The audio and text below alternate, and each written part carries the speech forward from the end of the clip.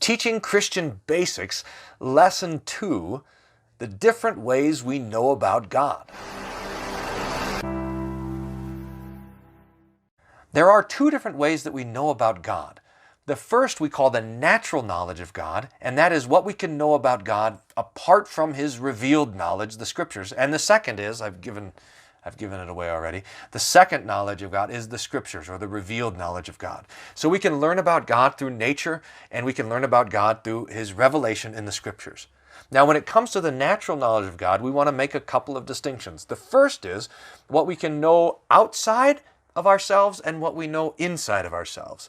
There's the external knowledge of God. That has to do with looking at the stars in the sky, with studying creation, with thinking about things philosophically and reasonably. That would be the external knowledge of God.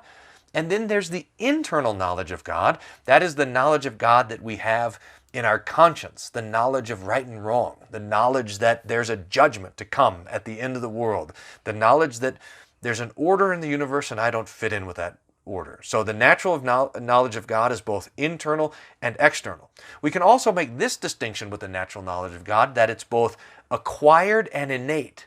Some things we know naturally. That's especially has to do with the conscience and our own station in life, our own failures in life to live up to the requirements of God. And then there's the acquired knowledge of God, those things which we learn about through study, through inquiry, through reason and rational thinking.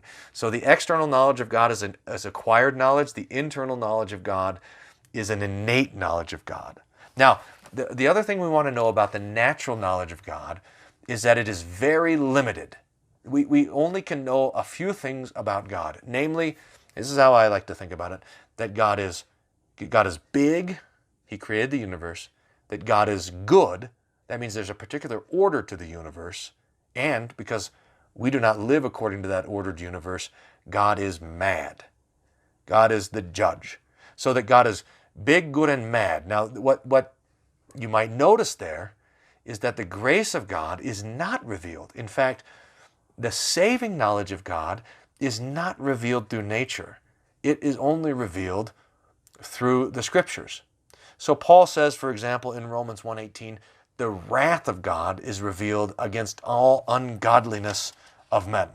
So we want to make sure that that to talk about the saving knowledge of God, we talk about the revealed knowledge of God, the preaching of the gospel, which comes to us through the prophets and the apostles. So there's the two different ways we know about God, the natural knowledge of God and the revealed knowledge of God.